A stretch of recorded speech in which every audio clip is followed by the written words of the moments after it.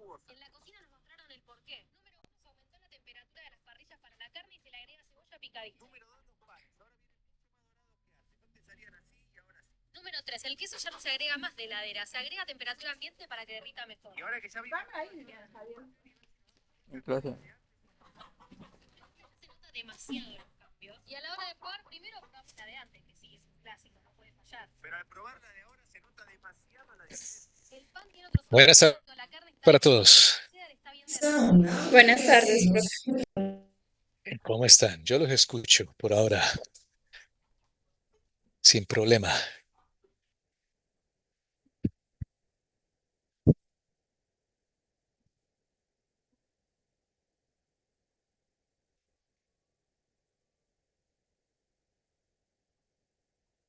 Creo que nos quedamos en esta. Ustedes me confirman, por favor.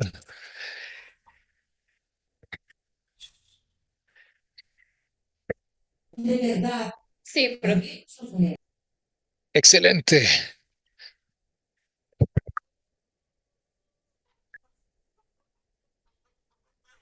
A ver, ¿dónde está la otra hoja?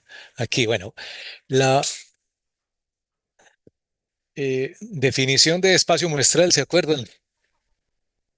Eh, es aquel conjunto de posibles resultados que tenga un experimento y creo que jugamos con cada uno de estos casos que vemos aquí, en donde dependiendo de del fenómeno de interés, uno genera distintos espacios muestrales, ya sea contables como estos, el ejemplo 2 y 3, y este de acá, y en el caso práctico, si uno quiere incluso dibujar, porque pues a muchos les gusta, ¿cierto? El famoso diagrama de Venn, pero cuando tenemos eh, conjuntos continuos, por así decirlo, uno tiene en un primer nivel la famosa recta numérica que, ¿cierto? Ustedes típicamente resaltan esto así y, por ejemplo, bueno, aunque aquí estoy poniendo que este omega va hasta el infinito. Entonces, a ver, quitemos estas rayas y dejemos esto así, ¿no? Entonces, aunque aquí, o bueno, intervalo abierto, ¿no? Entonces pongo aquí paréntesis para recordar esos clásicos de matemáticas y así, ¿cierto? Es una representación, ya sea que ustedes resalten así o resalte con una línea de otro color, la representación de este espacio muestral, que también puede ser en 2D. Luego, este lo alcanzamos a hacer, no me acuerdo. ¿Qué me dicen? No, profe. Bueno, pero si lograron hacer la eh, visualización previa de esto, o sea, si lograron tener tiempo para considerar la presentación. Miren que un típico caso de lo que llamamos confiabilidad de sistemas. Es decir, mira con qué probabilidad, ya sea en una hora, en un día, en un mes, en el intervalo de tiempo que a uno se le ocurra, un sistema puede llegar a fallar. Eh, Nosotros en telecomunicaciones podemos tener, como se ve en pantalla, Ahí. una señal que quiere viajar hasta B. Y como ven, pues hay unos componentes que nos permiten hacer ese envío de información como lo hace tradicionalmente Internet, supongamos. En Internet pues está lleno de enrutadores y podemos suponer que esos componentes son enrutadores. Pero para el que no quiera para nada telecomunicaciones, a pesar de que esté estudiando esta carrera, imagínese que en vez de esos componentes sean puentes. Y si la gente quiere viajar desde el punto A hasta el punto B, pues la idea es que estos componentes o puentes estén buenos, pero como en este país hasta los puentes se caen, pues también hay una posibilidad de considerar que no haya paso, ¿sí o no? De ahí que es de interés, y por eso se lo dice en el enunciado, crear el espacio muestral de las posibles salidas que tiene uno desde A hasta B. ¿Qué creen ustedes? ¿Cuántas salidas puede haber?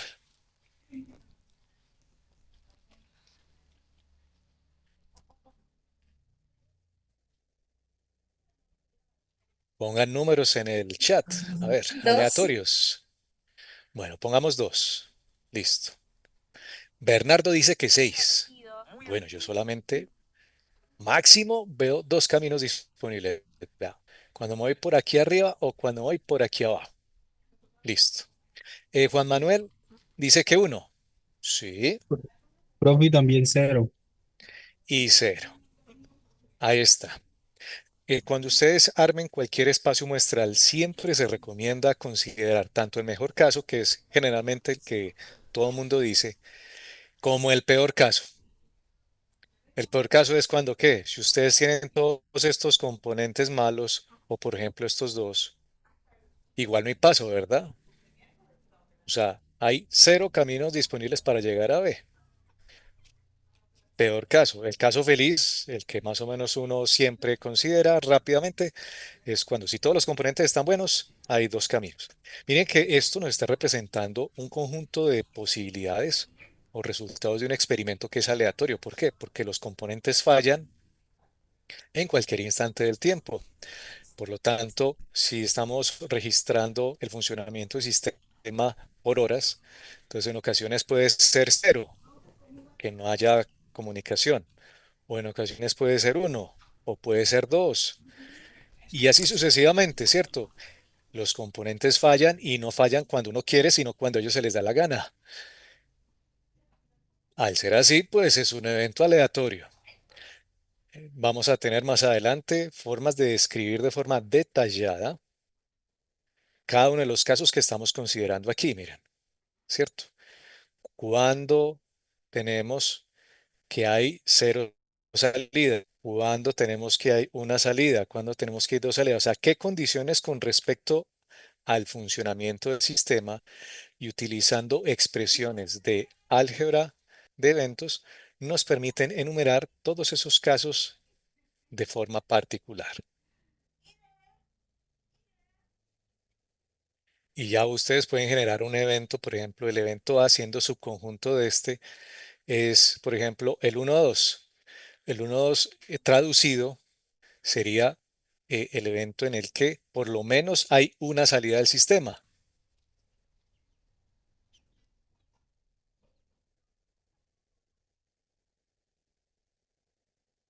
¿Sí la ven? ¿Por qué? Pues porque tiene una y dos.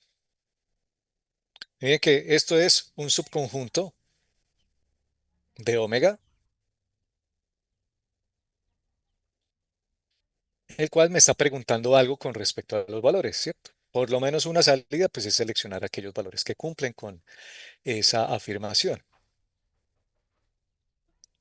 Entonces llevamos, bueno, definición de eventos, perdón, de espacio muestral con varios ejemplos. Vamos con los eventos ahora sí, ¿cierto? Mire que el evento ya lo definí acá. El evento es todo subconjunto de omega.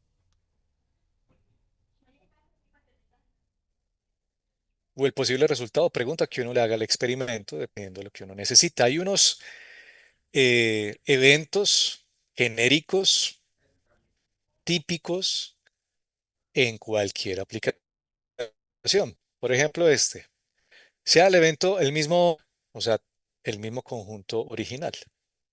A eso le llamamos el evento seguro, o el evento que siempre pasa. ¿Qué sería ejemplo de un evento seguro? Imagínense el dado, ¿cierto? Si usted dice, tengo el evento relacionado a que el dado me da un número menor que 7. ¿Y ustedes qué dicen? ¿Eso cada cuánto pasa? Siempre, no solo dado Siempre. siempre. ¿Cierto? Siempre aparece. Entonces, eso es un evento seguro porque estamos considerando todos los posibles resultados del experimento. En el caso de un evento imposible que lo relacionamos con conjunto vacío, son aquellos casos que no están relacionados en el espacio muestral. Por ejemplo, ¿cuáles? Si uno dice que el dado tenga el -1, y uno dice como, bueno, si tienen numeritos, pintar -1 en el dado, pues a no ser de que usted lo pinte, pero si decimos que en un dado de 6 caras quiere usted obtener el número 7 o el número 0, o sea, que una cara no tenga punticos. Esos son casos típicos en donde se tiene en conjunto vacío, es decir, que el evento eh,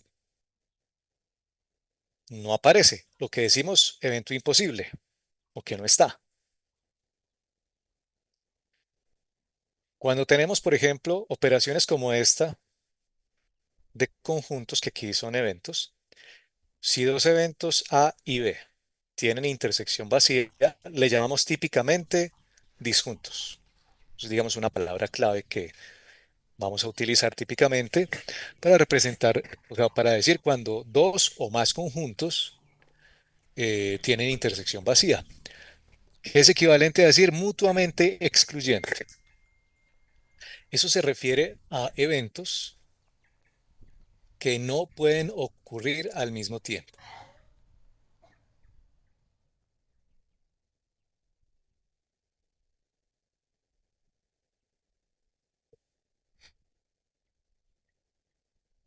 Por ejemplo, si usted tiene en el caso de los dados, un caso de un dado, sea el evento A que salga el número 1, sea el evento B que salga el número 6. Cuando usted lanza el dado, si sale el 6 en la cara superior, automáticamente excluye cualquier otro resultado, incluso el 1. O sea, solo aparece el 6. Entonces, que usted diga que en ese mismo lanzamiento pueda que aparezca el 1 y el 6 en la cara superior, ustedes saben que es un evento de conjunto vacío, muy imposible. Y aquí usted dice, yo quiero el 6 acá, pero al mismo tiempo quiero el 1. Por eso dice, no pueden ocurrir al mismo tiempo. Tiene sentido, ¿verdad? Ustedes lanzan, si le sale el 6, pues no puede salir el 1 ni todos los demás. Pero llama mutuamente excluyente. La aparición del 1 excluye automáticamente todos los otros resultados, porque no pueden ocurrir al tiempo. Y este concepto se generaliza para varios eventos, o sea, varias intersecciones que a ustedes se les ocurra. Puede ser de 2 en 2, incluso de 3 en 3, y aún así sigue dando el resultado nulo. Entonces, también se le llama mutuamente excluyentes para no solamente dos eventos como lo pinté en el cuadrito azul, sino que puede ser para muchos más. Es posible que además uno defina de forma individual distintos eventos que ocurran en el espacio muestral. Me refiero a lo siguiente. Famoso diagrama de Venn, el omega. Y tengo los famosos números que salen en el dado. Si ustedes quieren crear conjuntos individuales por cada caso, supongamos que lo tenemos así. Y entonces decimos que este es el conjunto A y este es el conjunto B, el conjunto C, el conjunto D, E y F. Entonces, cuando yo tengo n eventos que son mutuamente excluyentes, ¿por qué? Porque miren que aquí yo individualicé todos los eventos posibles. Y si uno de esos eventos posibles que entre ellos tienen intersección vacía, o sea, si yo los uno, miren que me da omega, es como si fuera una torta, ¿no? Que yo la torta la parto, pero si la torta vuelve a consolidar sus pedazos, pues me vuelve a dar la torta. A eso le llamamos la partición de omega. Esas particiones no necesariamente tienen que ser de forma individual. Una partición válida también puede ser así, miren. Que uno tenga en el dado 1, 2 y 3 y por acá coge otro conjunto que llama 4, 5, 6. Partí la torta en dos. Tengo el conjunto A la izquierda, tengo el conjunto B a la derecha. A intersección B es vacío, porque no hay elementos en común. Pero si yo uno A con B me da omega. Esa es la definición de partición. Una partición de omega es la unión de diferentes elementos del conjunto, tal que entre ellos haya intersección vacía y además si la uno me dan omega. En este caso de acá sería así. A intersección B, intersección C, intersección D, intersección F. No me cupo. Más por aquí abajo, a ver. A intersección B, intersección C, intersección D. Bueno, aunque puede decir uno, o sea, porque aquí venían las intersecciones de 2 en 2, pero también podría ser las intersecciones de 3 en 3, como se menciona acá. Y así sucesivamente. Por eso uno gráficamente, en este caso, uno puede visualizar, digamos que no hay intersecciones ni de a 2 ni de a 6. Aquí todas estas intersecciones dan vacío, conjunto vacío. Pero que si yo los uno, A, unión B, unión C, unión D, unión E y unión F, todo eso es igual al omega. Son particiones y las particiones uno puede partir el conjunto dependiendo de la situación, del contexto, del enunciado. Acá es muy fácil porque aquí si uno dice que es el evento A, automáticamente sabe que B es igual a A complemento o no, porque es lo que no está en A, porque yo solamente partí en 2. Pero si ustedes tienen más conjuntos, entonces puede hacerlo así de forma individual o de A3. O sea, usted quiere una partición de A3, entonces crea el conjunto A, B y C. Pero la idea es que no haya intersección entre ellos. El concepto de partición es claro. Sí, señor. Estas definiciones pues, las vamos a necesitar a lo largo del curso. Entonces, de una vez espera uno que queden para que aprovechen. En este caso, las particiones son subconjuntos de omega. Todos son subconjuntos de omega de tal forma que cumplan esas condiciones. Ok. Que sean disjuntos, esa unión de eventos que sean mutuamente excluyentes y que al unirnos me dé omega. Si al unirnos no me da omega, no se llaman partición, porque yo puedo tener un conjunto de eventos que son mutuamente excluyentes, pero, por ejemplo, si yo solamente hago la unión hasta C, o sea, yo sé que la A, B y C da vacío, pero la unión de A con B con C no me da omega. Por eso cojo todos los demás para que sí me dé omega. O sea, hay que saber establecer la partición para que me dé completa. Profe, tengo una pregunta. Cuando se le pone la complemento es que me enrollo un poquito ahí. ¿Eso es que la es el complemento de B o es el complemento de A? ¿Cómo se fue? Pues en este caso, si yo defino un conjunto que se llama B, incidencialmente también es igual a lo que no es cierto. Sí. ¿Sí lo ve? Ah, ok. Sí, mire. Si yo tengo A, que es este, y que no está en A, pues todo esto, ¿verdad? Porque no hay intersección entre ellos. Al no haber intersección, entonces simplemente el conjunto B es equivalente a lo que no está en A. Ojo, esto no siempre funciona, o sea, siempre hay que demostrar que, o visualizar en el diagrama de B, o donde lo estén haciendo, que los distintos conjuntos que ustedes armen, ¿cierto? Si sea el complemento oficial, porque usted puede hacer particiones dependiendo de la situación de infinitas formas. Por ejemplo, vamos aquí otra hojita y tienen el omega, más bonito así, en donde tenemos los números así. Y estos números ustedes pueden tener o un conjunto A por acá y por acá en otro color un conjunto B.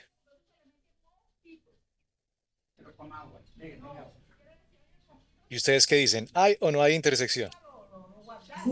Sí. Pues se ve porque tanto el 4 pertenece al conjunto A como pertenece al conjunto B. A pesar de que la unión de A con B, observen, da omega, ¿sí o no? La unión de A con B da omega, porque si yo los uno, miren, sí, ahí da omega, pero A y B no son partición.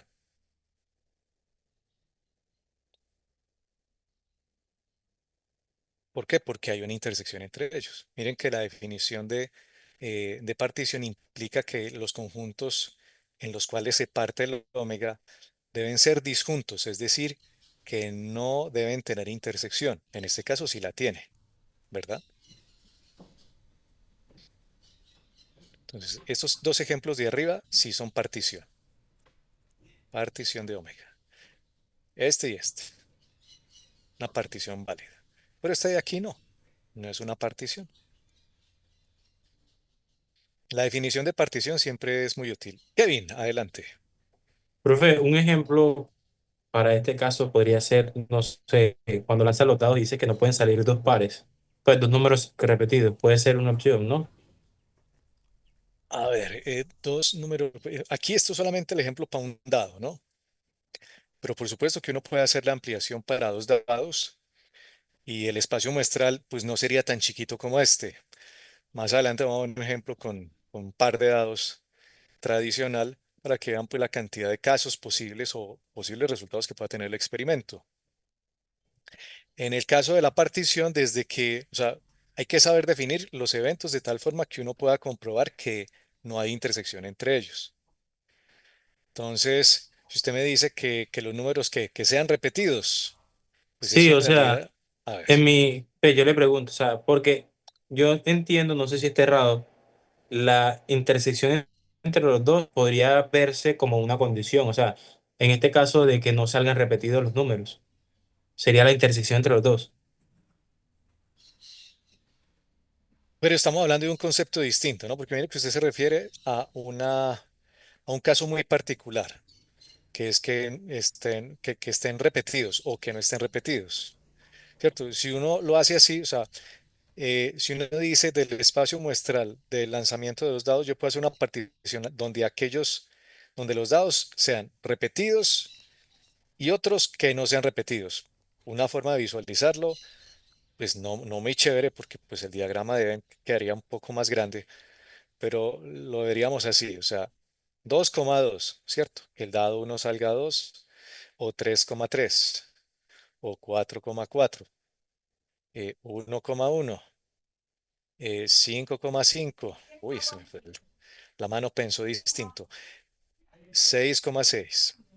Y con eso usted puede decir, vea, estos son aquellos, si lo resalta un poco mejor, elementos de lanzamiento de dos dados, y llamemos esto el conjunto A, y todos los que no son repetidos vienen por acá, el 1, 2, el 4, 5, el 6, el 6, 5, el 2, 4, y así.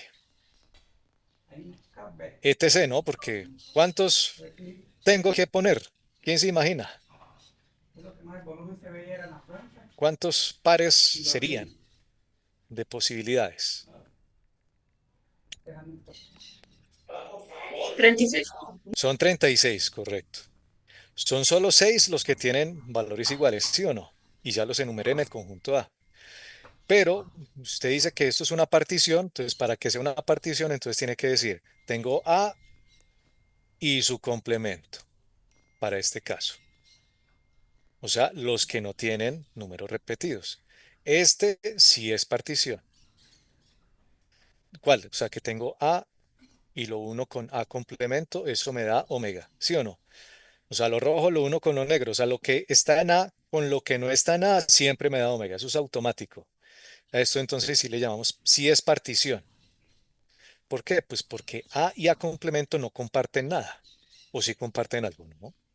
Porque de acuerdo a lo que pidió Kevin, yo solamente quiero que haya un conjunto con números repetidos, o sea, que den los pares. El par que uno busca de los números cuando lanza el dado. Ya si uno le mete un elemento de acá a acá, ¿cierto? Y ya cambia un poco la definición y entonces puede haber intersección. Pero pues todo depende del contexto del ejercicio y de cómo armen en cada caso el espacio muestral Voy, para luego, al hacer la partición, a voy, no, seleccionar esta clase se acaba subconjuntos muy que no tarde. tengan intersección sea válida. Esta clase se acaba tarde. No sé, Sí, Kevin, si quedó un poco más claro. Sí, señor. Muy bien. A ver qué más tenemos aquí en el chat. Bueno, estos son ejemplos de eventos, o sea, subconjuntos de omega. que han salido de subconjuntos de ejemplos previos. Es decir, por ejemplo, si yo tengo como espacio muestral aquí original, ¿se acuerdan que era pierde para el caso del resultado de un partido de fútbol, empata o gana? ¿Sí o no? Cuando decimos un subconjunto de forma textual, el equipo A no pierde, entonces, ¿cuáles elementos del espacio muestral cumplen con que no pierde? Pues aquí están, ¿no? O empata o gana. O sea, es el complemento de pierde, ¿no? Porque estamos diciendo no pierde. Entonces aquí uno lo Y pone si los uno, ahí es donde ya forman el omega. exactamente. Entonces si uno dice A complemento en términos textuales, de acuerdo al evento A, significa que el equipo pierde. Entonces,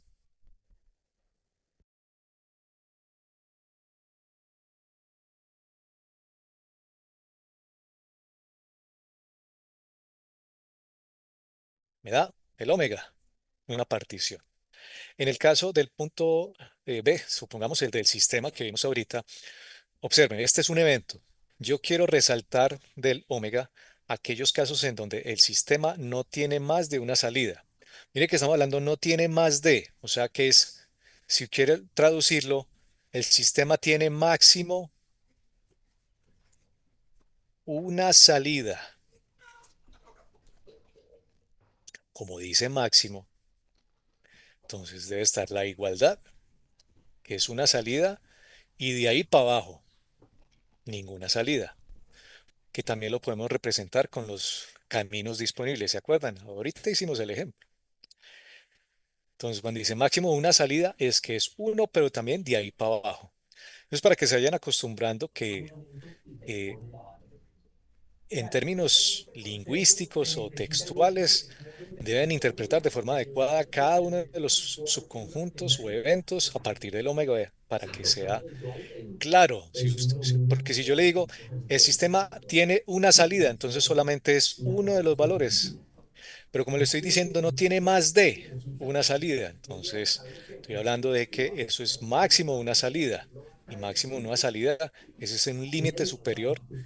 Y de ahí para abajo, coja todas. Y por eso el evento es 0,1, ese subconjunto.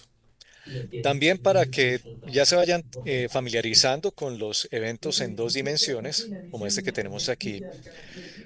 Este paracaidista, ¿cierto? Hay un paracaidista que desea caer en esta, bueno, más bien, siempre cae en esta región. Supongamos que el omega para esta, y no, bueno, dejémoslo así.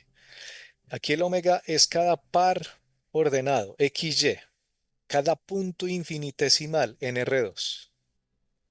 ¿Cierto? ¿Por qué? Porque es un área en donde X está delimitado entre, supongamos, 0 y 2, pero también Y estará delimitado entre 0 y 3.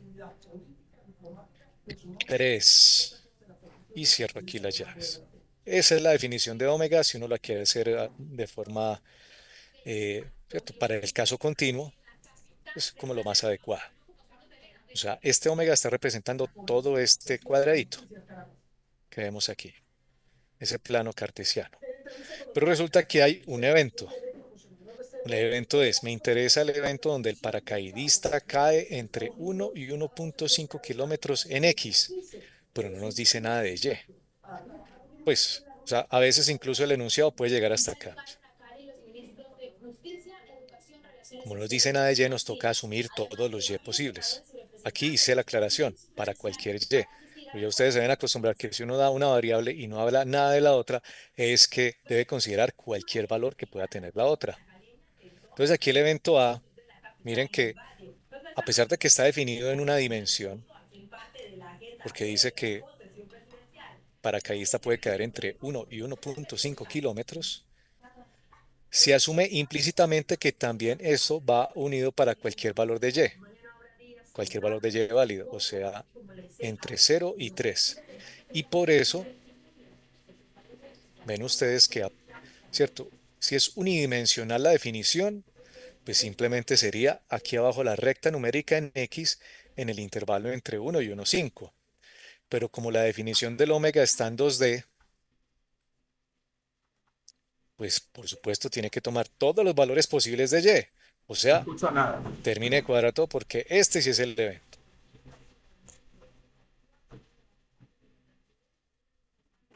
Que en X cumple y en Y, pues como no me dicen, o aquí dicen que es para cualquier Y, no de que es para todos los Y porque la definición está en R2. Y de ahí que sale ese rectángulo rojo del área en donde puede caer el paracaidista. Estamos hablando de que cuando uno se lanza de un avión, pues puede caer de forma aleatoria en esa región. Una región de 0 a 2 kilómetros y en X y de 0 a 3 en Y.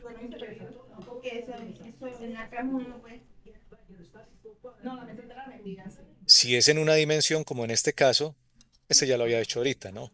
Tenemos aquí el eje X y ustedes pueden resaltar, dice aquí, o sea, el componente dura más de 5 años porque habíamos definido el omega para este caso, un X real de tal forma que X es mayor que 0. Estamos asumiendo que es un componente que nunca se daña, ¿no? O sea, que puede durar de 0 hasta infinito. Pues no es que nunca se dañe, sino que en algún momento, a pesar de que puede durar, ¿cierto? Hasta infinito, pues también se puede dañar.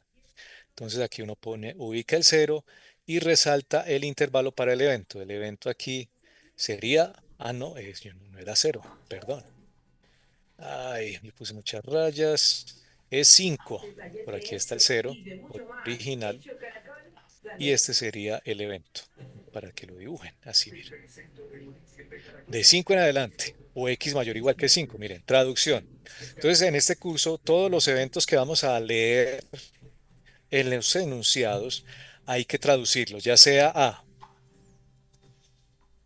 conjuntos contables, pues que digamos que es el método más básico, intervalos,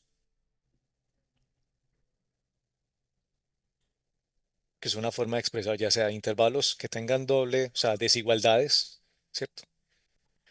O también puede ser igualdades en algunos casos, pero en el caso continuo, pues hay unos detalles ahí con lo de la continuidad.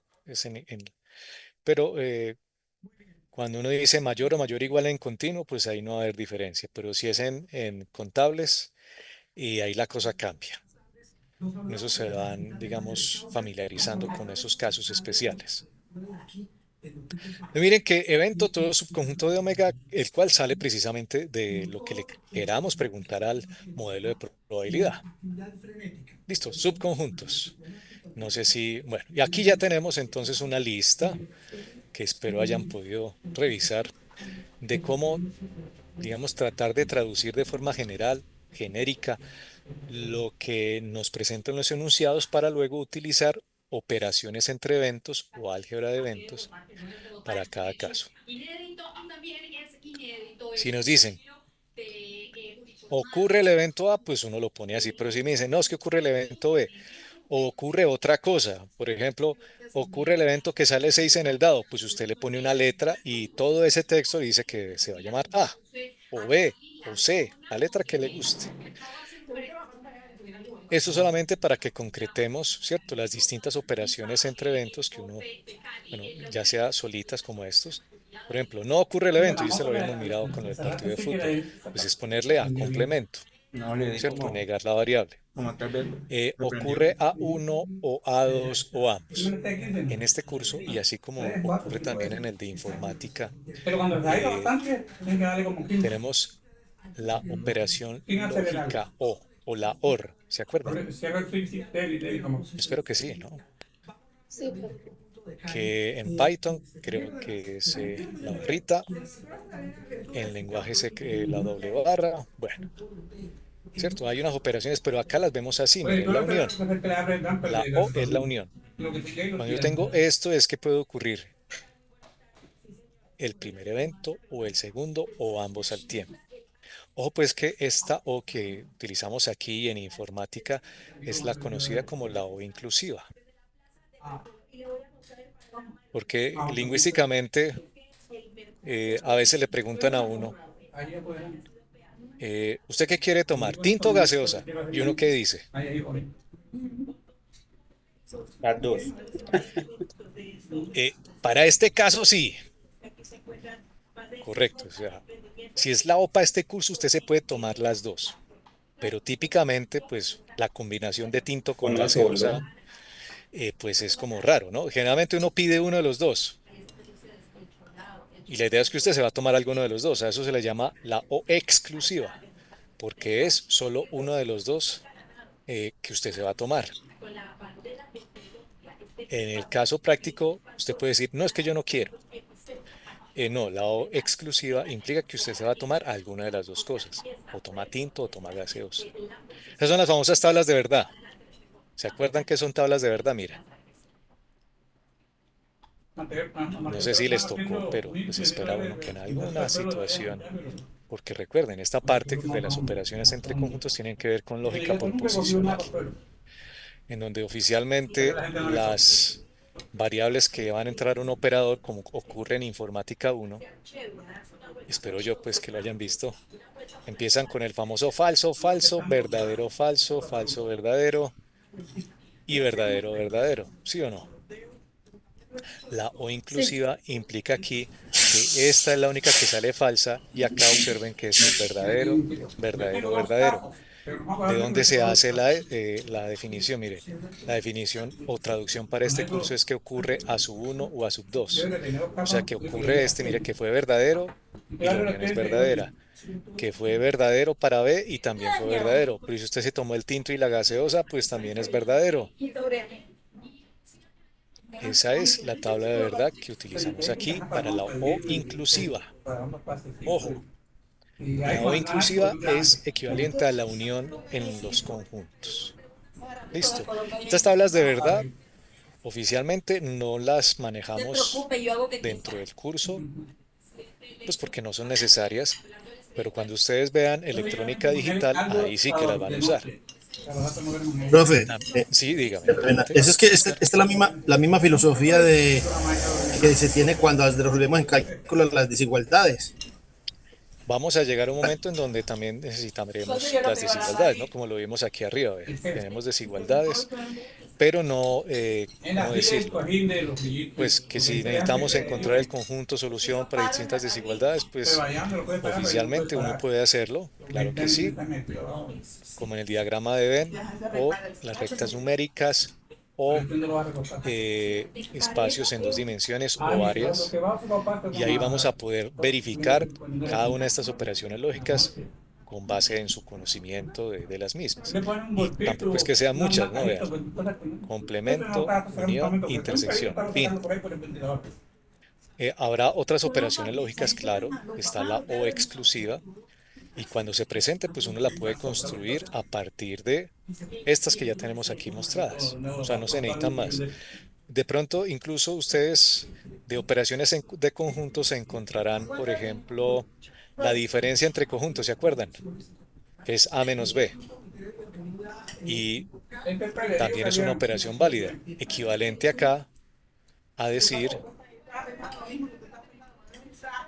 incluso, a ver, para que ustedes se acuerden, ¿no? Cuando uno dice A menos B, ¿cómo así que A menos B? Vamos a ponerlo así, ¿no? El clásico del diagrama de Venn, ¿no? Ponen ustedes cuadrito, par de bolitas, dicen que esto es omega, dicen que aquí está A y dicen que aquí está B. Cuando uno dice A menos B, ¿qué debo hacer? ¿Qué resalto en el diagrama de Venn? O sea, si yo les paso este dibujo, ¿dónde me dibujan A menos B? En el centro. En el centro, que es lo que En el tiene. centro. Este. A No, ver, eso si es eso es lo que se resta, queda solamente los extremos. más bien, ¿cierto? Vea, esto pues es la famosa intersección, ¿no? Estamos de acuerdo, ¿verdad? Esa foto te da mala imagen.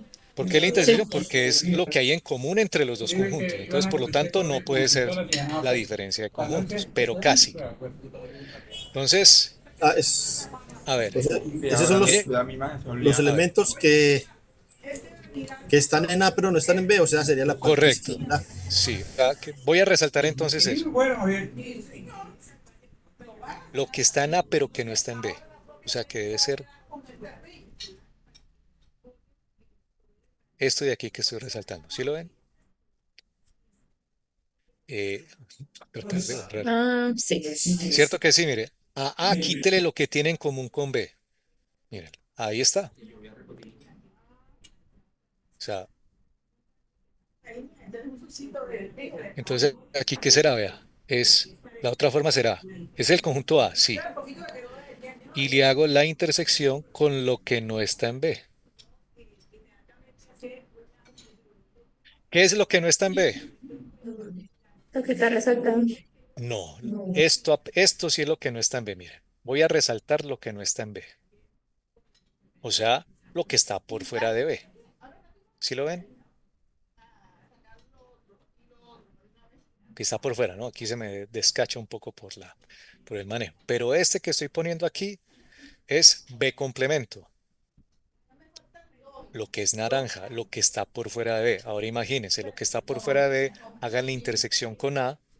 Si suponemos que A es lo azulito, pues como para hacerle la ampliación, y solo aquello que se cruza, miren, donde se cruza el entramado este con este, o sea, lo verde, o esta media luna, eso resulta ser la diferencia de conjuntos de A con B o la intersección de A con B complemento. Ni le propongas nada.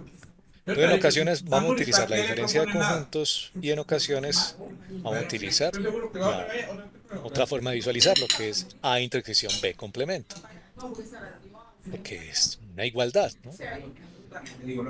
¿Alguna duda de cómo saqué esta representación? Tiene que decir para un cliente que no pague. No es repaso de teoría de conjuntos.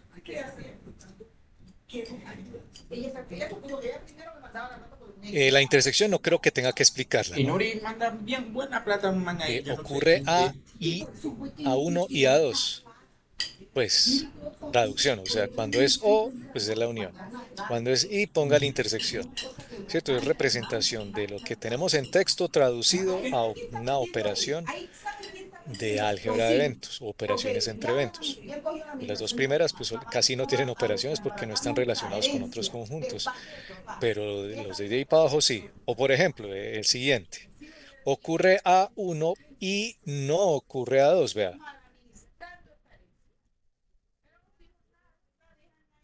Eso integra esta con esta y con esta, ¿no? Porque estamos diciendo que ocurre A1, aquí está, y la palabra y se transforma en intersección y no ocurre A2, o sea que A2 en complemento. También puedo tener, no ocurren ambos sucesos al tiempo. Mire, aquí tenemos esta, que ocurren A1 y A2, o sea que eso significa ocurren ambos. Entonces, si me dicen, no ocurre, ¿qué debo hacer? Pues a toda la expresión le pongo complemento. A toda. Incluso si hay más eventos. No ocurren ninguno de los eventos. Entonces, eso tiene su expansión. Entonces, que no ocurre ni A1, o sea, que no ocurre ninguno de los, digamos, A2, A3 y así. Podríamos tener hasta A sub n. Y le podríamos poner complemento. No ocurre ninguno de los sucesos. Esa sería la traducción. Aquí dije ambos, pero si uno lo generaliza, no ocurre ninguno. Porque si este sin el complemento o en el paréntesis significa ocurren todos. Vamos a ponerlo aquí arriba. Si tenemos A sub 1, intersección A sub 2, intersección hasta A sub n, esto significa ocurren todos los eventos.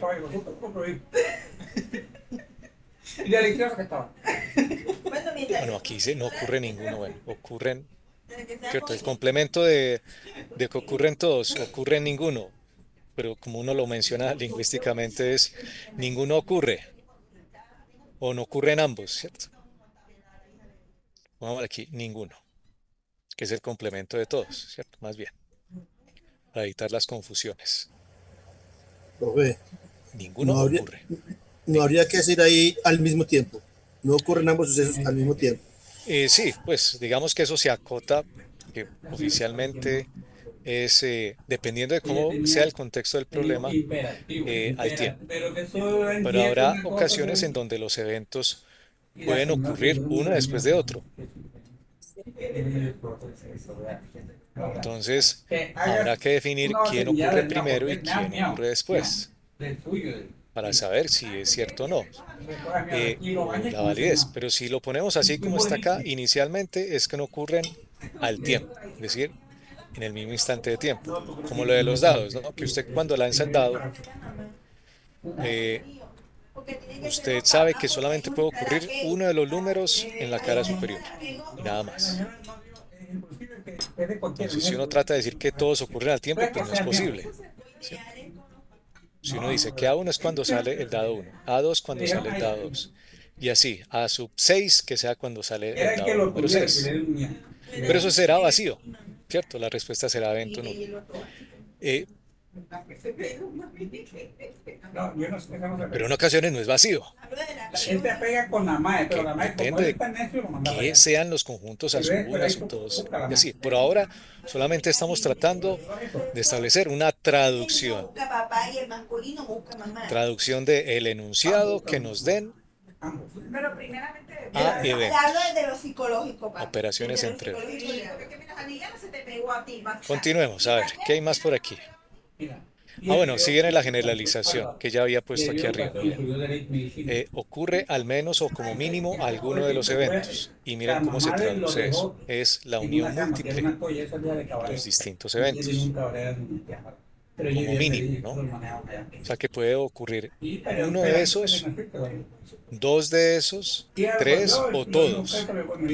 Pues aquí lo va a Que detallar. sería, profe, como la del dado, que tiran el dado y sabe que va a ocurrir uno y también pueden salir los otros. Ojo, Hasta el pues que cero. depende quién sea su I, porque aquí no se ha dicho qué es.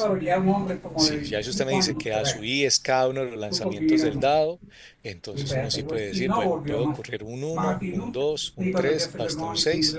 Sí, sí puede tener y uno puede unirlos en cada caso. Ocurre 1, 2 o todos. Ese es el único problema. En el caso del dado no pueden ocurrir todos al tiempo, ¿no? Dependiendo de cómo se diseña el ejercicio. Acá ocurren todos los sucesos, que era el que había puesto aquí, miren. Ocurren todos.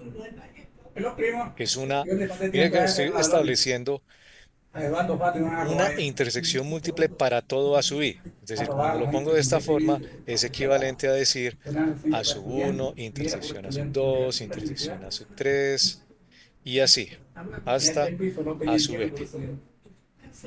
Por eso dice uno para todo I.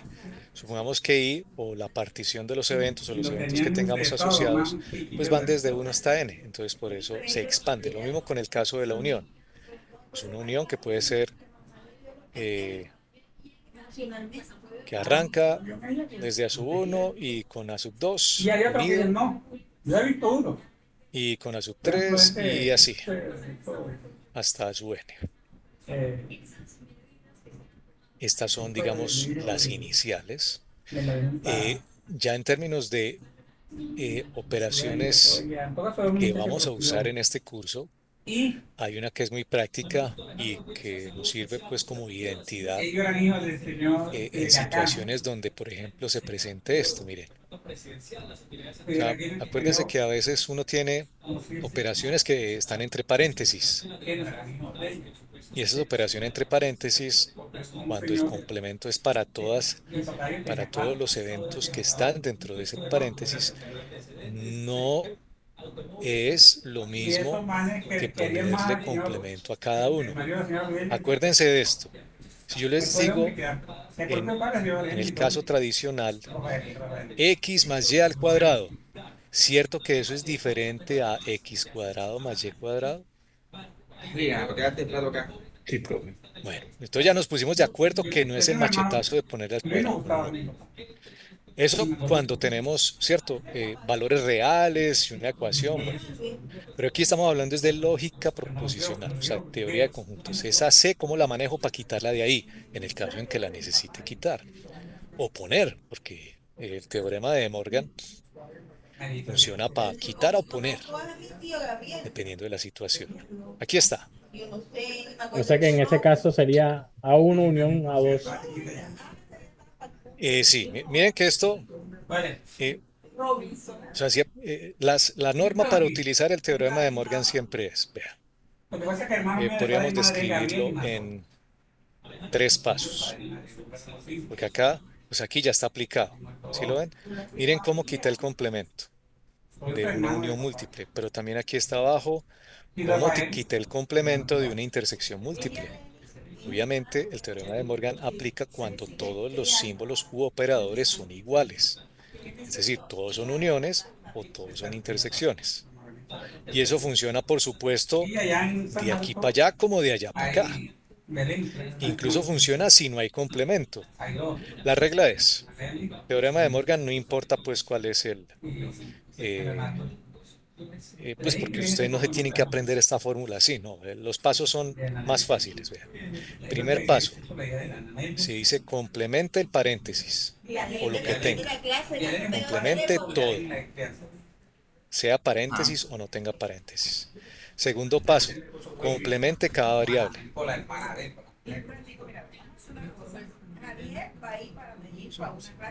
Tercer paso. La primera. Decirlo muy burdamente, La primera es el 12 de septiembre. pero es voltear el símbolo. Sábado. O sea, si es unión, voltéelo y le queda intersección. Si es intersección, voltéelo y le queda unión. Margot está de aquel lado de Medellín. Ya, funciona para la cosa que ustedes le pongan. Vigado. Y empezamos con los ejemplos. Entonces, el que mostraba aquí arriba, miren, este, Otro municipio. ¿sí ven? A sub 1, intersección, a sub 2, complemento. Hay una de las propiedades que, no sé, espero la recuerden, que es, si yo tengo el complemento de algo y le hago el complemento otra vez, ¿qué me queda? Vale, amigo. El conjunto. Me queda el conjunto, correcto. Entonces esa es la operación que quiero hacer, que cuando yo ya tenga algo que tiene complemento, como ese paréntesis que está allá arriba, que era así, A1 intersección A2 complemento. Dice primer paso, complemente todo. Entonces tendríamos así, A1 intersección, bueno, eso sin acabar, ¿no? Porque esto no es igual a esto si yo le hago doble, o sea, aquí se mantiene la igualdad, pero si yo le hago doble complemento, digamos que ahí no es una igualdad válida hasta que yo termine con todo el proceso. Porque si quieren lo pueden hacer todo de una vez. Es decir, complemente todo. Al complementar todo, ¿qué estamos haciendo? Eliminando el complemento. Luego el segundo paso, complemente cada variable. Si no tiene complemento, póngaselo. Último paso, voltear el símbolo. Eso sí es una igualdad. Y se ha aplicado lo que se denomina el teorema de De Morgan. Muy útil para quitar complementos en paréntesis, así que estén agrupando, miren. Incluso vamos a poner con otro, vea, A unión B. ¿Le puedo aplicar De Morgan? Sí, porque a De Morgan no le importa si está en complemento o no tiene complemento para nada. ¿Cómo sería el de Morgan para esa expresión de A unión B? A ver, ¿quién me dicta? Senado y la Cámara. ¿Y por qué aprobó eso? Yo pensé que la Cámara no iba a aprobar. Siguiendo los 3 pasos que ya Sería están aquí. A intersección B complemento. A ver, pongamos. A intersección B y complemento todo entre paréntesis. Vamos a ver. Están buscando el beneficio. Falta un paso. Casi, pero no. Le pegó en el palo. ¿Qué dice acá? Estados Unidos se pone a tirarse a las naciones. Ah, ok. ¿Y A dónde lo dice? complemento, intersección B complemento. Ah, aquí está. Ahora sí es una igualdad válida. Porque si el complemento no está, hay que ponérselo porque dice complemente cada variable, esté o no esté. Cuando uno dice complemente todo, esté o no esté, hay que complementar. Si está, automáticamente desaparece porque el complemento del complemento es sin paréntesis. Pero si usted no lo tiene, hay que ponérselo para establecer la igualdad. Por eso dice complemente todo. Y como no está, pues tocó ponerle complemento. Esa es una igualdad válida utilizando el teorema de Morgan, que sin importar cuántas variables tenga uno, funciona. Lo que importa es que todas tengan el mismo operador. Vamos a poner este a ver, si me entiende. A intersección B complemento intersección C. Apliquen de Morgan. A ver.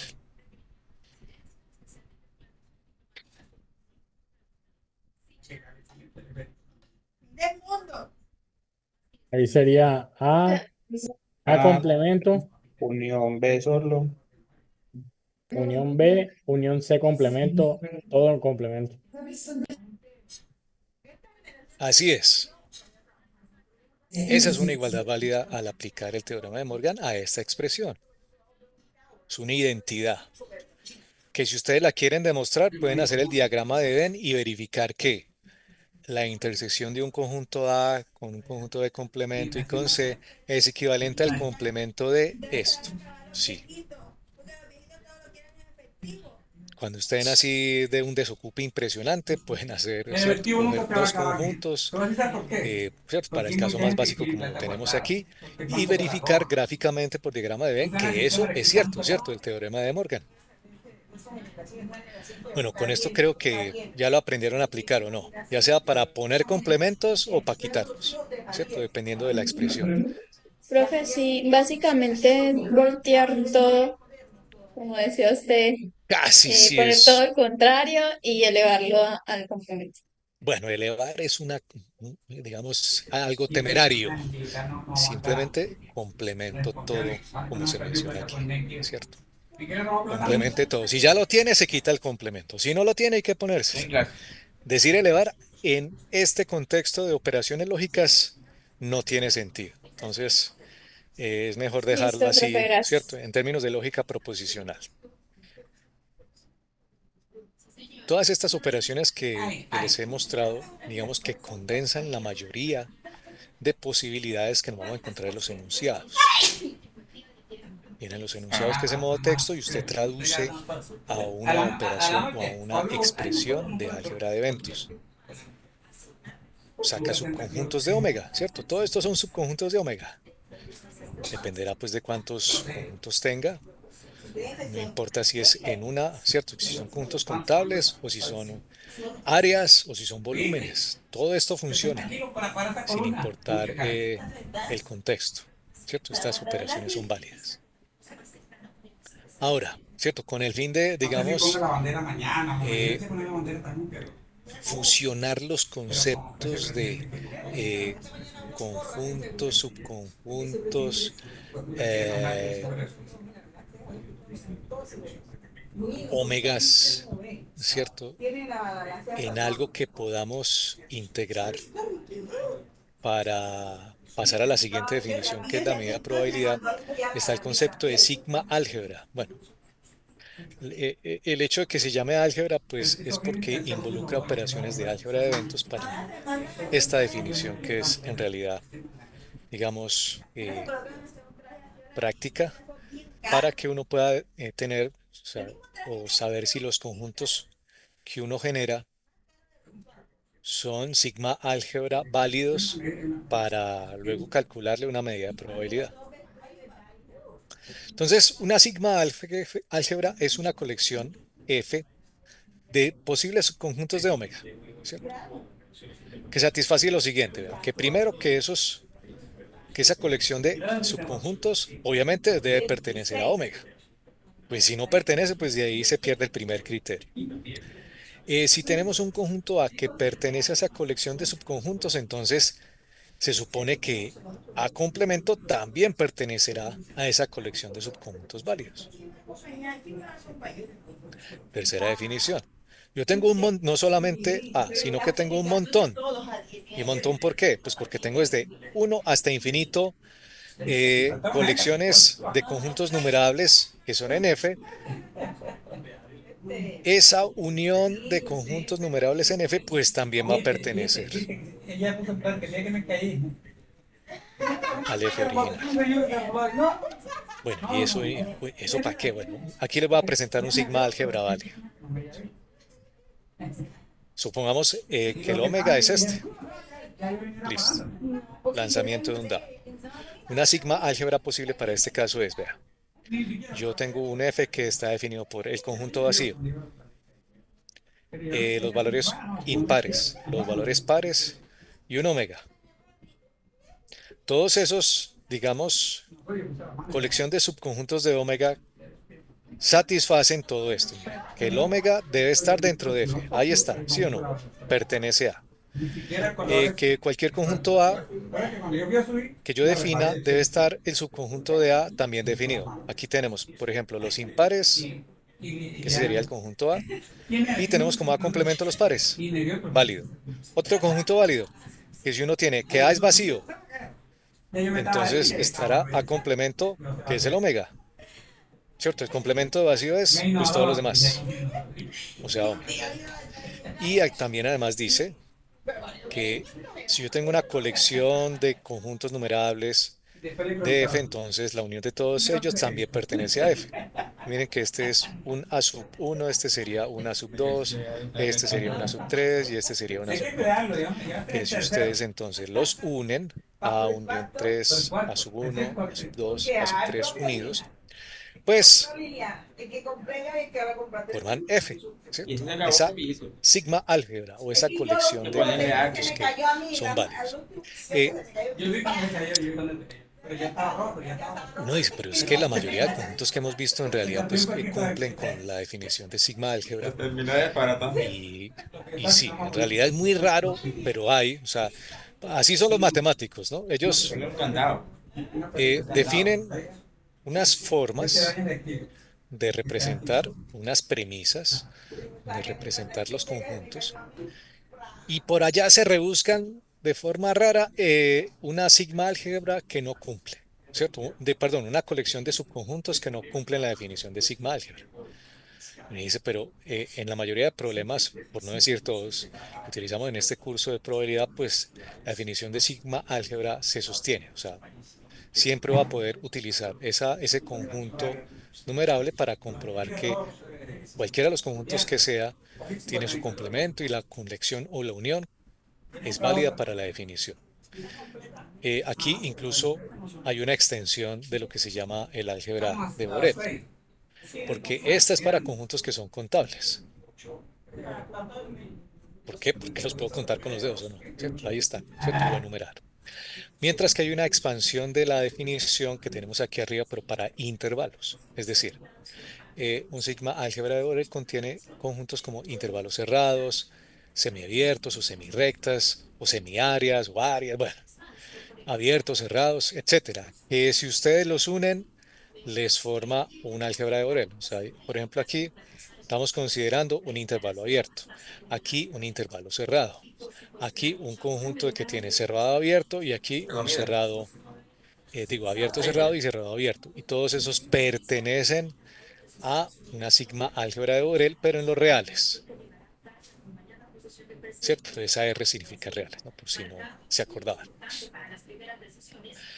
Pero cuando uno entonces construye o define, pues no hay necesidad de ponerse previo al modelo de probabilidad decidir si esto es un sigma álgebra válido o un sigma álgebra de Borel para el caso de continuos, sino que simplemente lo asumimos como válido, porque eh, la mayoría de problemas que trabajamos aquí no tienen posibilidad de que se salgan de estas dos posibilidades. Entonces, una vez definido esa parte, ¿cierto? O sea, esos conjuntos que nos completan todas las posibilidades, que vamos a trabajar porque tengo conjunto vacío, porque tengo el omega, ¿cierto? Necesitamos hablar de el caso típico, o sea, porque esta es la fundamentación matemática para los axiomas que vienen más adelante. Pero también está la intuición de la medida de probabilidad. La idea es que estas dos converjan, ¿cierto? El modelo matemático con el modelo que uno hace en la práctica. El modelo de la práctica es este, miren. Cuando ustedes calculan probabilidades o la intuición que tienen de probabilidad, lo sacamos a partir de la frecuencia relativa de un evento. ¿Qué es la frecuencia relativa? Es el número de veces que ocurre el evento A en el experimento. Ya. dividido sobre el total del número de experimentos. O sea, es una fracción. Es un valor que generalmente, si A es subconjunto de omega y omega tiene tamaño n, pues debe dar un valor entre 0 y 1. Al aumentar el número de experimentos, se espera que la frecuencia relativa del evento A se estabiliza alrededor de lo que llamamos la medida de probabilidad, que es el modelo ideal que vamos a sacar más adelante. Miremoslo aquí, mire, esa es la definición inicial o intuitiva de lo que como uno puede mostrar que uno hace un cálculo de probabilidad. ¿Eso a qué se refiere? Por ejemplo, ustedes cojan el dado o en la moneda, más fácil. Lancen la moneda y empiecen a registrar qué les da en cada situación. Usted le dice cara, sello, sello, cara, sello, cara, sello, cara. Dice, ay, ya me mamé. Son 10, hice 10 lanzamientos. ¿Sí lo ven? Número de experimentos, 10. ¿Cuántos me dieron cara y cuántos me dieron sello? Entonces ustedes cuentan, ¿cierto? Cara, cara, cara, cara y cara. Me dio 5. Y el otro, sello, sello, sello, sello y sello. Entonces, ¿usted qué dice? Usted dice que la probabilidad de que me salga cara en el lanzamiento de la moneda es casos que son favorables a ese lanzamiento, o sea, 5 de un total de 10 lanzamientos. Y me dio un medio. Pero ojo, este valor, pues estuvimos de buenas porque dio justo el que uno intuitivamente conoce. Uno sabe que la mitad de las ocasiones debe salir cara y la otra mitad debe salir sello, ¿o no? ¿O no han jugado nunca con una moneda? Espero yo que sí. Sí. Sino que es posible que cuando ustedes lo hagan aquí, profe, es que yo hice los 10 lanzamientos y no me dio. Pues claro que no le va a dar. Usted es posible que le dé así, vea, sello, sello. Y entonces el número de caras ahora fue 4. Y ya no es un medio, ¿cierto? 4 de 10. Diferente a un medio. Un medio es el ideal que uno tiene por intuición. Entonces, por eso hablamos de la frecuencia relativa del evento A, porque estamos contando casos favorables sobre el total de experimentos, que fueron 10. Pero ¿qué nos dice aquí esto? Al límite cuando n tiende a infinito. Dice, ¿qué tal si repito el experimento 100 veces? O 1000, 10.000. ¿Será que esa medida de frecuencia relativa tenderá a lo que yo conozco de forma ideal como la probabilidad de ocurrencia del evento? Lo pueden hacer con dados, por ejemplo. Mírenlo aquí. Supónganse que lanzan el dado n veces y sea A el resultado que estoy buscando que sea el 3. O sea, me interesa la probabilidad de obtener el 3. Inicialmente es experimentalmente la definición de probabilidad con base en frecuencia relativa. Miren acá. Supongamos que usted hizo un programa, ¿no? Porque usted no sabe, espero yo, a lanzar 100 veces el dado y registrar que de esas 100 le dieron 14, pero usted le pudo dar 15. A Berrando le dio 18, a Juan Manuel le dio 17. Sí, eso es así. O sea, al principio, para los valores que nos dan a cada uno, son diferentes porque el número de repeticiones del experimento pues puede ser pequeño. Pero miren que queda .14, ¿cierto? Alguien lanzó 300 veces y contó el número de veces que le dio el 3.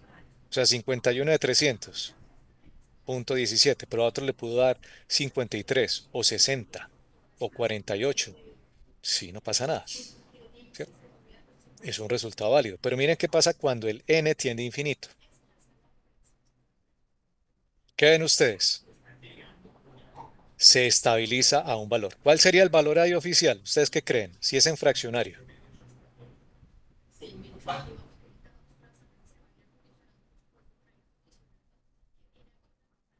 Mire que esto se va a expandir así. 6, 6, 6, 6. Juan Manuel, en fracción. O sea, numerador sobre denominador. ¿De dónde sale ese número? Recuerden que es un dado y me interesa uno de los lanzamientos del dado. Entonces aquí estamos diciendo que la frecuencia relativa Un va a tender a la sexto. probabilidad y es correcto. O un sexto. Y miren que aquí ya viene la intuición que se tiene del resultado, porque ese es un resultado ideal que estamos corroborando a partir de un experimento real. O sea, si usted obviamente no lo va a hacer a mano, pero le puede decir a la IA, genéreme un programa en donde vaya incrementando los valores de lanzamiento y podamos ver el efecto de la frecuencia relativa y cómo ésta tiende al valor de probabilidad. Enter. Y él ahí mismo le va a generar un programa en Python, usted lo ejecuta o él mismo lo ejecuta ya porque ya tienen esa posibilidad. Y ustedes van a ver que va a tender a este que es el valor ideal, a un sexto. ¿Por qué un sexto? Pues porque si ustedes tienen el dado y ustedes tienen 6 cosas que conforman el espacio muestral, el número 3 es una de esas 6, ¿o no? Sí. Bueno, y lo mismo en el caso de la moneda. Cuando ustedes vayan incrementando, ustedes saben que la cara en la moneda solamente es una de 2 posibilidades, ¿cierto? Cara solo sale una vez y la moneda solamente tiene cara o sello, 2 cosas. Y por eso uno tiene la intuición de la medida de probabilidad de la moneda, un medio. Entonces, lo que nos queda aquí es rematar. Bueno, vamos a establecer entonces las condiciones, porque esta es la forma de aproximarnos al concepto de medida de probabilidad a partir de un experimento, utilizando frecuencia relativa. Ahora vamos a hacerlo a partir del concepto de sigma álgebra y cómo lo podemos meter aquí de forma adecuada. Aquí está. El concepto de probabilidad, yo sé que matemáticamente puede ser muy elaborado, pero está lo más comprimido posible. Entonces, estamos diciendo, perdón, omega en conjunto con F, un espacio medible. Cuando dice un espacio medible es que lo puedo, digamos, ubicar en el espacio, de cierta forma. O sea, ¿cuánto ocupa? ¿Cierto? A y F ocupan un lugar en el espacio y hay incluso un evento A, cualquiera puede ser B, C, la letra que sea, que también pertenece a ese espacio o sigma álgebra. La idea es que uno utilice una función denominada P aplicada sobre F o cualquiera de los valores que pueda tener esa sigma álgebra. Ese valor va a ser real, es un real, siempre. Que debe satisfacer lo siguiente. Primero, cuando ustedes calculan probabilidades, debe ser no negativo, o sea, siempre debe ser la probabilidad de ese evento mayor o igual que 0. Segundo axioma, que cuando ustedes tengan 2 eventos o más, ¿cierto? Por ahora la definición, la inicial, es para 2 eventos que son disjuntos. Se cumple que simplemente es la suma de las probabilidades. ¿Por qué? Porque no hay intersección. Entonces, la probabilidad de la unión es equivalente a la probabilidad de la suma, solo desde que sean disjuntos. Y si tenemos muchos eventos que son disjuntos, pues la probabilidad de la unión es equivalente a la suma de las probabilidades. Miren, aquí ya estamos mirando cómo cuantificar la probabilidad. Partir por ahora del concepto de la unión. Esto es la aditividad. O sea que probabilidades de uniones realmente se suman desde que sean disjuntos. Y además, cualquier cosa que usted haga con el omega, ¿cierto? O sea, la probabilidad del evento seguro es 1. Por ejemplo, cuando mencioné que si con qué posibilidad el dado me da un número menor que 7. 1, ¿cierto? Porque estoy hablando de un dado y el dado tiene un número menor que 7. Siempre tiene números menores que 7. Eso es un evento seguro. Probabilidad del evento seguro es 1. Entonces, cualquier medida de probabilidad debe estar acotada por estos 3 axiomas que en caso del 1 y el 2, el 1 y el 3 los podemos condensar así. Vea. Dice, cualquier valor de probabilidad siempre debe estar entre 0 y 1, que tradicionalmente también lo conocen ustedes como porcentaje. Entonces, 0% menor o igual que la probabilidad y el 100%. Aquí no hay 200%. ni 101, ni 110. Como tantos jugadores de fútbol nos indican en sus entrevistas. Yo di hoy el 110% en mi esfuerzo. Y yo, no, eso no cuadra. En este curso solamente tenemos valores entre 0 y 100. Cuando utilizan porcentajes que son superiores al 100, generalmente se presentan en esquemas comparativos. Entonces, cuando uno habla de comparativo, es que la tasa de homicidios en Medellín creció un 200%. Ah, comparé porque creció en un mes o en un año con un valor previo de porcentaje, ¿cierto? Entonces, si fueron 100 y al otro mes fueron 200, entonces creció un 100%. Si creció un 200%, es que se haya, son 300. Pero acá en este curso, los valores de probabilidad que esperemos que ustedes encuentren solamente están entre 0 y 100 o entre 0 y 1. Si les da diferente, la embarraron. ¿Qué le vamos a hacer? O si se dan cuenta, pues corrijan, porque por ahí no es, ¿cierto? Entonces, cuando vamos a definir PDA o B o C o incluso probabilidades de, ¿sí ven? Operaciones entre eventos, eso es lo que denominamos la medida de probabilidad de la ocurrencia de A.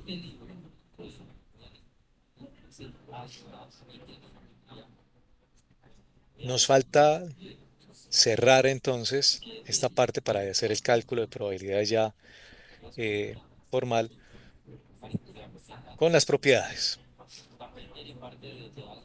Primero, la probabilidad de un evento que es vacío, pues cero, ¿sí o no? Es decir, si el subconjunto que yo estoy buscando o un evento no tiene forma de aparecer en el espacio muestral, a eso se le asigna probabilidad de cero. La probabilidad del complemento de A.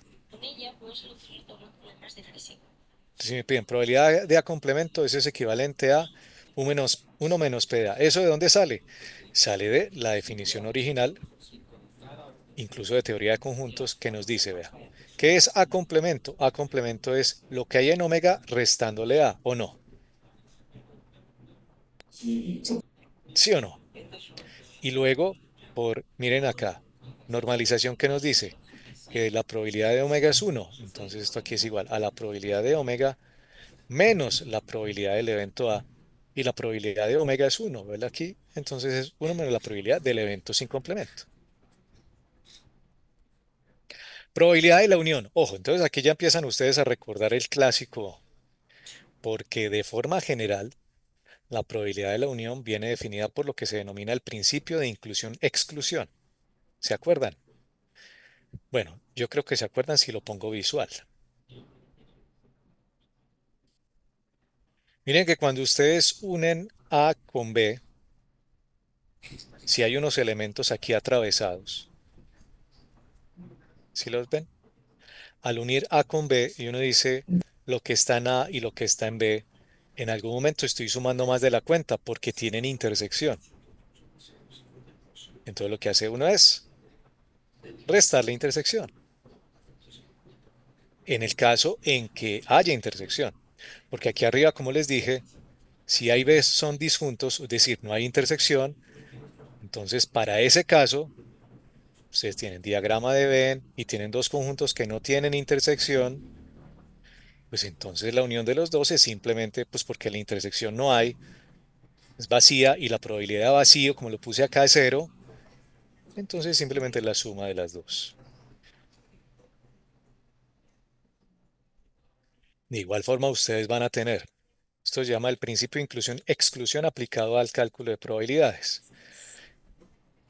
Si yo tengo tres conjuntos, A, unión B, unión C, entonces el diagrama de Venn, para que más o menos se acuerden, tengo este y este. Miren la definición, es la suma de los tres, restándole, como acá, ¿cierto? Porque ya sumé demasiado porque en las intersecciones hay elementos. Es decir, que el conjunto A está solo, el conjunto A no. Ojo, el conjunto A siempre viene acompañado con alguien más, desde que esté con intersección con los demás y sepamos que exista, ¿cierto? Ahí se ve que está en común. Entonces, el conjunto A solo, el conjunto A viene con combinación de B y con combinación de C. O sea, que tiene elementos en conjunto. Incluso los tres conjuntos tienen elementos en común. Entonces, si miramos aquí, entonces debemos restarle lo que tiene intersección con B, lo que tiene intersección con C, lo que tiene intersección B con C. Pero como ya le quité mucho, me toca ahora sumarle. Y ese es el principio de inclusión-exclusión para la unión de tres eventos. Y así podemos tener para 4, para 5, para 6, y la fórmula es bien grande. Sí, pero en este curso solamente necesitamos estas dos fórmulas. Entonces, ustedes pueden encontrar en la literatura cómo calcular para más eventos, pero vamos a encontrar incluso eh, formas eh, prácticas que nos van a permitir encontrar fácilmente a la unión sin tener que irnos por, sobre todo en el caso de la triple. La doble pues no tiene tanto inconveniente, ¿cierto? Pero la triple uno dice, uy, no hay una forma de calcular esto que sea más sencillo. Bueno, igual, ¿cierto? Porque aquí les voy a pedir, para este curso generalmente pedimos probabilidades exactas. Estas son formas de visualizar una probabilidad aproximada de diferentes eventos.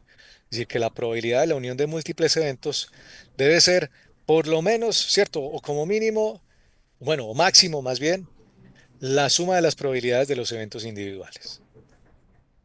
Pero puede ser menor porque las intersecciones pueden influir. En este caso, esto es una forma aproximada. Pero aquí en este curso es la exacta. No quiero aproximaciones. En cursos superiores sí. En cursos superiores, cuando tengan, por ejemplo, un curso de comunicaciones y que quieran ver si los símbolos que se están enviando a través del canal, si se cruzan o no se cruzan, entonces lo que uno hace es una aproximación, porque es más fácil hacerlo por ahí. Habrá casos en donde las intersecciones existen, pero son muy pequeñas y por tanto uno las desprecia. En este curso no son pequeñas y no se pueden despreciar, ¿cierto? Por las aplicaciones que vamos a hacer. Pero les dejo acá, ¿cierto? Que unas aproximaciones, como si ustedes quieren saber si lo hicieron bien. Entonces el resultado debe ser que, bueno, si esto es menor, si la probabilidad de la unión me dio menor o me dio igual que la suma de las individuales, yo sé que por ahí voy bien. Una forma de verificación. Estas propiedades que también compartimos con la parte de electrónica digital, pues esto sería conjuntos, la parte de lo que se denomina el concepto de cardinalidad. Cardinalidad es simplemente cuántos elementos hay en el conjunto. Y con base en esa definición de cardinalidad es que abordamos el concepto de probabilidad. Vamos a verlo aquí. Observen.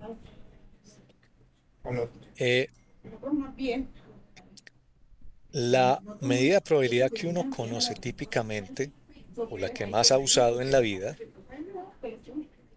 es aquella en donde asumimos que los diferentes eventos que se presenten en el experimento dentro de omega son igualmente probables, o resalto la palabra equiprobable, así como hay equilibrio, equidistante, pues también hay equiprobable.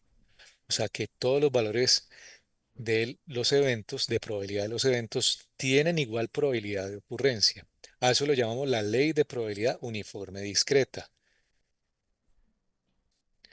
¿De dónde sacamos eso? Pues si tenemos un evento cualquiera W que pertenece a, y uno dice, pero ¿cómo así ya nos puso letra otra vez? Bueno, suponga que dentro del conjunto A, que digamos que tiene elementos 1, 3 y 5, en el caso del dado, me interesa el 3 o el 1. Bueno, 3 pues, pongámosle aquí. Yo sé que ese 3, para el caso del dado, la probabilidad del W, miren cómo la calculo. ¿Cuántas veces está el 3 en el dado? Está una vez. Y estas barritas que uno le pone al omega y es el indicativo de la cardinalidad de omega. O sea, número de elementos que tiene. O sea, un sexto. En el caso del dado sería un sexto, correcto. Y si miramos entonces la probabilidad, por ejemplo, entonces de 1, 3 y 5, que a partir de ahí, pues para que me entiendan el ejemplo, sería entonces la probabilidad, mire que aquí estamos haciendo, probabilidad de A es que A es la unión de todos los elementos individuales que pueda tener A, y por aditividad, porque ese es uno de los conceptos de probabilidad, mírenlo acá, aditividad, más arriba, aquí está, aditividad. Si A, B, incluso C, miren, tengo uno, 2, 3, son eventos disjuntos, la probabilidad es la suma. Probabilidad de la unión es la suma, eso es lo que estoy haciendo. Aplicando aditividad, entonces la sumatoria de cada uno de esos elementos que se presenten, que será equivalente no solo a uno, pues porque aquí estoy diciendo que es uno para cada elemento, o sea, para el 3, para el 5, para el uno, solamente aparecen una vez dentro del conjunto, pero al final, cuando yo sumo los tres, es equivalente a la cardinalidad de A. O sea, es el número de elementos de A sobre el número de elementos de omega. O cuando le pongo esas barras significa cardinalidad. Ustedes saben contar, entonces por eso de ahí sale lo que denominamos el cálculo de probabilidades o el modelo laplaciano, donde la probabilidad de A es el número de casos favorables al evento A sobre el número de casos posibles del experimento. Cardinalidad de A sobre cardinalidad de omega. Ya. Entonces, así como lo del dado, mire que ustedes ya lo sabían, sino Ya que, te parece eso. cierto, el dado es un sexto, porque si yo pido el número 6, ¿cuántas veces sale el 6 en el dado? Pues una vez porque solo está una vez, de 6. En el caso de la moneda, si es cara, pues un medio. Entonces, aquí estamos asumiendo que esos experimentos son equiprobables, o sea, que cualquiera, para el caso del dado, cualquiera de los lanzamientos tiene igual probabilidad de ocurrencia. En el caso de la moneda, lo mismo. Y en otros casos que ustedes se han encontrado, estamos asumiendo que eso es equiprobable. Ahora, en el caso, o sea, esto es para conjuntos, ¿cierto? Porque estamos hablando de número de elementos, o sea, que estamos hablando de contar, ¿cierto? Pero cuando ustedes tienen modelos continuos, que ustedes tienen una recta numérica, por ejemplo, y tienen un intervalo definido, por ejemplo, entre 3 y 5, y uno dice, ¿cuántos elementos individuales hay entre 3 y 5? Y uno dice, pues infinitos, ¿sí o no? Porque estamos hablando de que X es real. Entonces, para poder establecer una medida de probabilidad, lo que uno tradicionalmente hace es una medida geométrica. Y esa medida geométrica para los eventos, para esos subconjuntos del omega, vamos a utilizar medida de longitud. Por ejemplo, acá, en este primer caso, ¿cuál es la longitud de ese intervalo? Dos, Uy, no. exactamente, muy bien. De 3 a 5, ¿cuánto hay? 2, ya. Y si tuviéramos algo así en dos dimensiones, supongamos que esto mide 4 y 4, y este cuadrado que estoy pintando va hasta 2 en altura, ¿cuál sería el área de ese evento?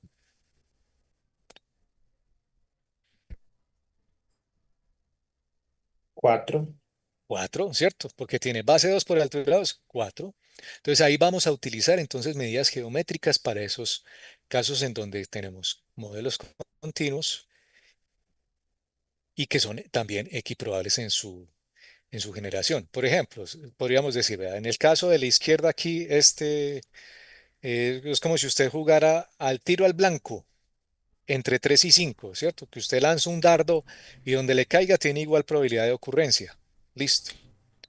O acá, en el caso del paracaidista, ¿se acuerdan? Que habíamos definido un área, estamos diciendo, el paracaidista puede caer en cualquier región, por ejemplo, aquí entre 0 y 4 en X y entre 0 y 4 Y, o sea, en ese cuadrado. Pero si yo quiero específicamente que caiga en esta zona, entonces sería el evento A, subconjunto del omega. El cual entonces, si le pregunto a uno, ¿cuál es la cardinalidad de este pedazo? 4. Y acá la cardinalidad de este pedazo, si este es el conjunto A, aquí es 2. El omega, cardinalidad del omega, Para el de la derecha, 16, porque es un cuadrado de 4 por 4. Miren que cuando ustedes hagan entonces el cálculo de la probabilidad para este caso será cardinalidad de A sobre omega, y ahí garantizamos que nos da un valor menor que 1, un cuarto. ¿Sí o no? Lo mismo sucederá en el caso de las longitudes. Si el omega que yo definí acá mide 10, supongamos que el omega viene acá desde 0 hasta 10. Entonces mire que generalmente la longitud del omega será mayor que la longitud del evento. Y para este caso, si ese es el evento, la probabilidad de A es 2 de 10, o sea, un quinto. Y así, entonces incluso pueden ser figuras como círculos. Y usted está interesado en un sector de círculo, o como este, ¿no? O sea, que el omega sea un círculo y que usted, por ejemplo, en el lanzamiento de un dardo, esté interesado en que los dardos aterricen en este cuarto superior. Como dice uno cuarto, entonces sabe uno rápidamente que este evento tiene probabilidad de un cuarto, independientemente pues de lo que definamos como área del círculo, que ustedes ya se la saben, pi por radio al cuadrado, pero cuando hagamos la división, curiosamente, pues si es un cuarto exacto, ¿cierto? De la pizza, entonces esa será la medida, pero no necesariamente tiene que ser un cuarto, puede ser un sexto, puede ser un quinto, puede ser el valor que uno busque, cualquiera, ¿cierto? Estas son aplicaciones, las que vemos aquí, las que he enumerado al final, de cálculo de probabilidades a partir de procedimientos geométricos, sobre todo cuando tenemos modelos continuos. Preguntas hasta ahí, ¿cierto? Con eso, digamos, ya hemos establecido todas las bases para calcular probabilidades con lo que, digamos, uno tradicional conoce, que son los modelos que son de probabilidad uniforme, discreta o también denominados equiprobables, donde cada uno de los eventos puede ocurrir con igual posibilidad. Entonces, primer set de ejemplos antes de... bueno, en vez de lanzar una moneda, ¿por qué no lanzar tres? Porque pues con una moneda pues es como muy restrictivo, no deja hacer preguntas más chéveres. Vea, imagínense el escenario. A ver, ¿cómo creen ustedes que se puede construir el espacio muestral del lanzamiento de tres monedas? ¿Quién me da una idea?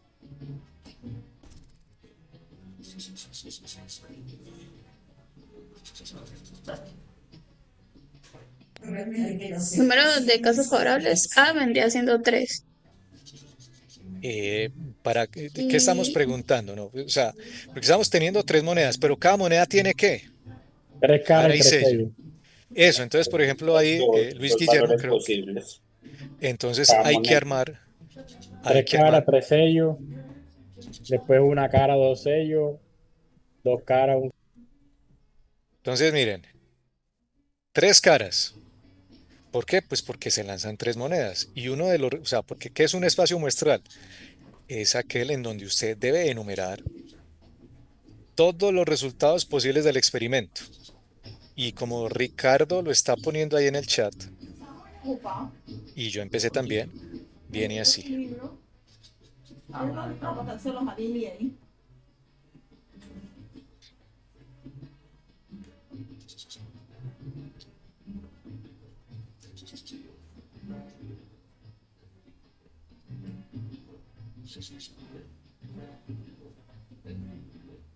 A ver qué sigue acá, así. Y por último, ¿cuántos me dieron? Posibles resultados. Juan Manuel puso unos cuantos ahí, le dio 6. A ver, y eran, no, hay uno repetido con el de Ricardo en el chat. 2 repetidos, bueno. Entonces cuando ustedes dicen y así, y es que así es que toca ponerlos todos. No pueden dejar ninguno por fuera. Tenemos 8. Eso sale precisamente de tener dos posibilidades que son las caras, ¿cierto? Que son cara y sello.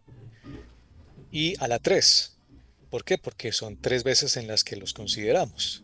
o sea, 8 en total. Eso es la cardinalidad del omega. 8. Tenemos 8 posibles resultados. ¿Dudas de la construcción del espacio muestral?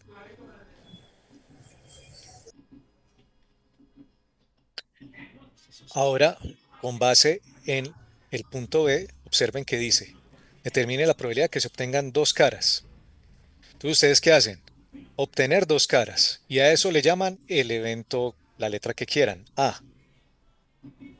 Ahora, como A va a ser un subconjunto de omega, ¿cuáles son aquellos elementos de omega que tienen dos caras? No cero, no tres, no una, dos, porque Ahí dice sería claramente dos. CSS, Este de acá. PSC, sí, PSC y SSC. Entonces miren que aquí al señalar estos, entonces tendremos,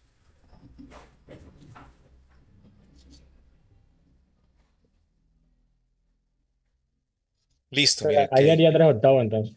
entonces por definición, véala, cardinalidad de A sobre cardinalidad de omega, la probabilidad de que usted, si usted apuesta por obtener dos caras, será de 3/8.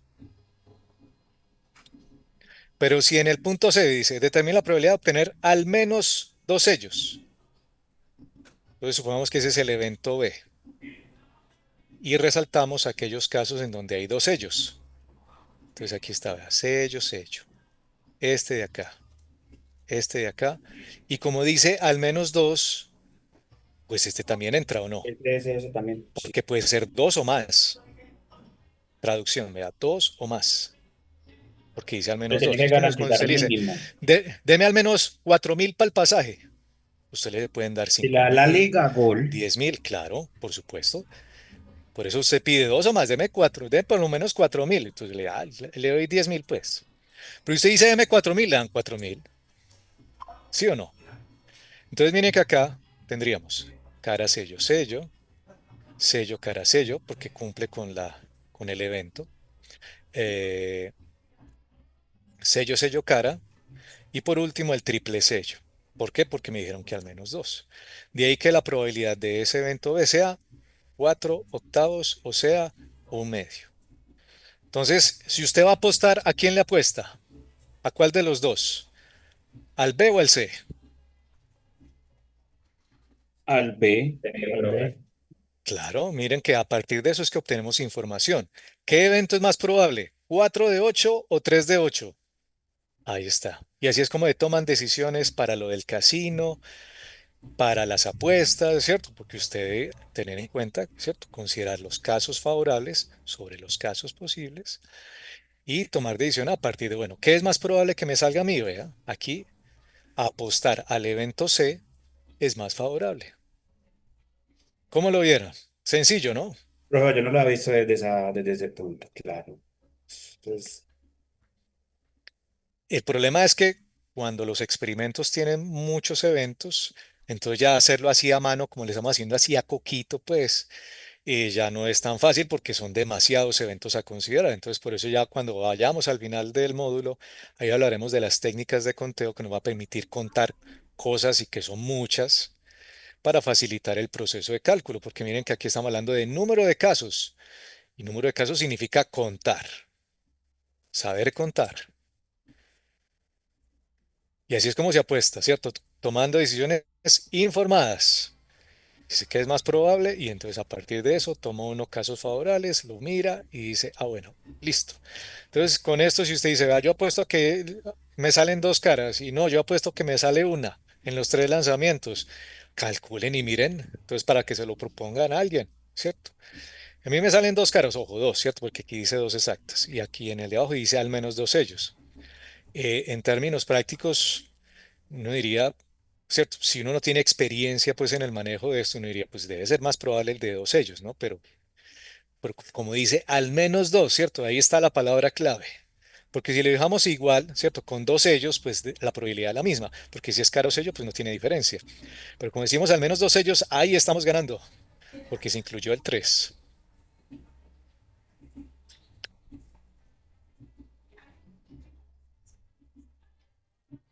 Bueno. Bueno, por hoy no es más. Les recomiendo revisar los otros ejemplos que tenemos aquí, estos, ¿cierto? Para terminar esta presentación. Y ya nos vemos el próximo martes, aunque no voy a estar yo, o sea, lograré conectarme para que nuestro docente auxiliar se presente y dé lo que nos hace falta, pues, y que continúe con el curso y les haga más ejercicios, porque esta es la parte más chévere, pues, introductoria, en donde estamos aplicando los conceptos que ustedes ya tienen de probabilidad con los que ya les mostré aquí, cierto, matemáticos, para aplicar a diferentes problemas en el curso. Les agradezco mucho su participación el día de hoy y bueno, esperemos encontrar así sea un ratico el próximo martes y que la pasen bien en el festivo. ¿Dónde están los talleres? ¿Cómo así? ¿Se perdieron o qué? No, en la página del curso, ¿cierto? Yo les mandé un enlace de un correo en donde está el enlace a la página del curso, que es la del sitio de Google, ¿cierto que sí? La de Sí, probabilidad. profe, la del Sí. correo llegó ahí Y ahí en esa página, eh, ¿cierto? Sitios.google.com y le hacen clic, incluso a veces creo que le pongo un QR, pero bueno, les queda ahí para que, a ver, démosle permitir, bueno, a ver si me carga sites.google.com. Dale aquí, probabilidad. Y esa fue. Y ustedes cuando se meten aquí a cada una de las unidades, módulo uno. Y entonces ahí en módulo uno dice talleres. Bueno, ¿qué más le piden a la vida? Ahí están. Yo los veo. Sí. Si no tiene la página, revise su correo. Si no le llegó correo, es que de pronto no estaba matriculado. Y pues, bueno, sí, cada carpeta tiene sus correspondientes talleres que pues igual a medida que vayamos avanzando puede que los vaya actualizando, ¿no? Mire, aquí lo pongo en el módulo 2 y aquí hay otros talleres y así sucesivamente. Por hoy no es más, se les agradezco su participación. Una feliz tarde. Hasta luego, profe, que esté muy bien. Saludos. Gracias, lo Gracias, mismo. profe.